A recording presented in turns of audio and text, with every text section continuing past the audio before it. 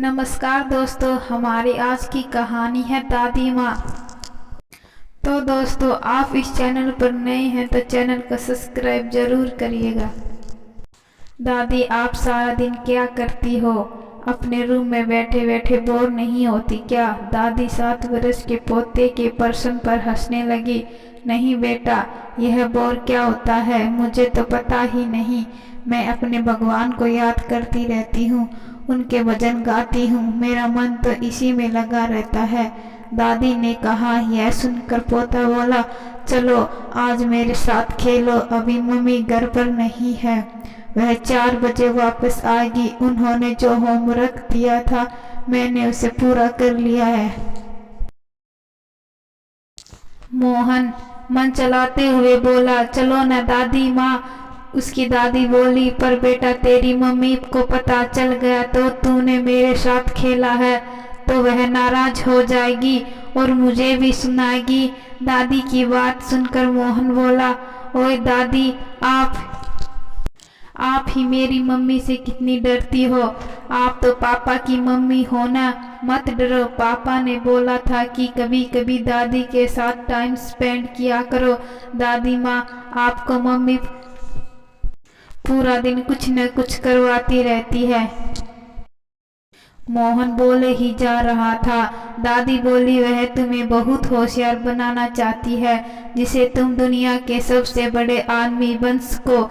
दादी ने बहू की तरफदारी करते हुए बोला, अच्छा आप खेलोगे या नहीं? मोहन ने कुछ गुस्से से पूछा और लूडो दादी के सामने रख दिया और फिर से बोला, कौन सी गोटी? गोटी रेड या ब्लू? दादी बोली, रेड दे दे। उसने दादी से कहा, आप मेरी गोटी काटोगी तो? नहीं दादी, चलो खेलते हैं। प्राइस फेंकते हुए मोहन बोला, आपको मैं हरा दूंगा दादी माँ। अभी गेम चल ही रही थी कि घर की घंटी बजी। दादी जी ने दरवाजा खोला।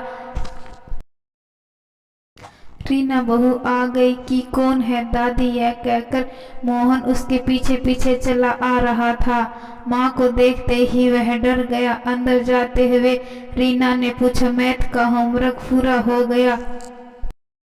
हाँ, बस थोड़ा सा रहा है। आप इतनी जल्दी कैसे आ गई?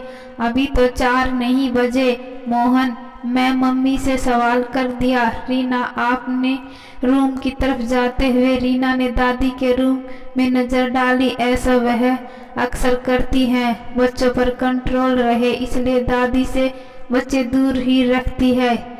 उसकी सोच है कि बड़ों बच्चों को मनमानी करने के लिए उकसाते हैं। कमरे में लूडो खुला देखकर भड़क उठी।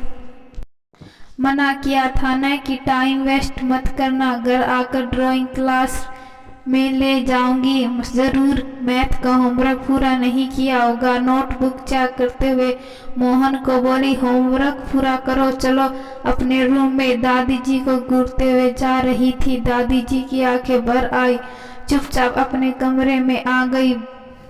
बहू बहुत ही सख्त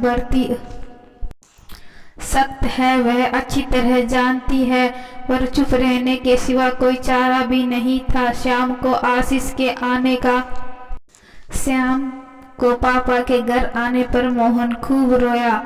आपने कहा था न कि दादी के साथ थोड़ा टाइम स्पेंड करा करो। आज मम्मी जब घर पर नहीं थी तब मैं दादी के साथ लूडो खेल रहा था। होमवर्क पूरा होने के बाद भी मम्मी ने मुझे बहुत डांटा।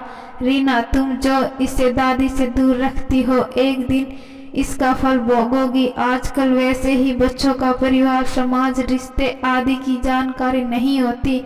घर के बड़ों से दूर रहकर रिश्तों की नोक-झोंक करना भारी पड़ जाएगा। बच्चा पढ़ाई में तो होशियार हो जाएगा पर दुनियादारी से पिछड़ा भी रहेगा। आशीष बोला। रीना को लगा आशीष कह रहा है। मोहन के टाइम टेबल में रीना ने शाम को 7 से 8 बजे का समय दादी के साथ रहने का फिक्स कर दिया। उसके बाद दादी और मोहन दोनों एक साथ टाइम स्पेंड करने लगे। तो दोस्तों, मैं आशा करती हूँ कि आपको यह कहानी पसंद आई है। अगर कहानी पसंद आई है तो कहानी को लाइक, शेयर और सब्सक्राइब जरूर करिएगा। धन्यवाद।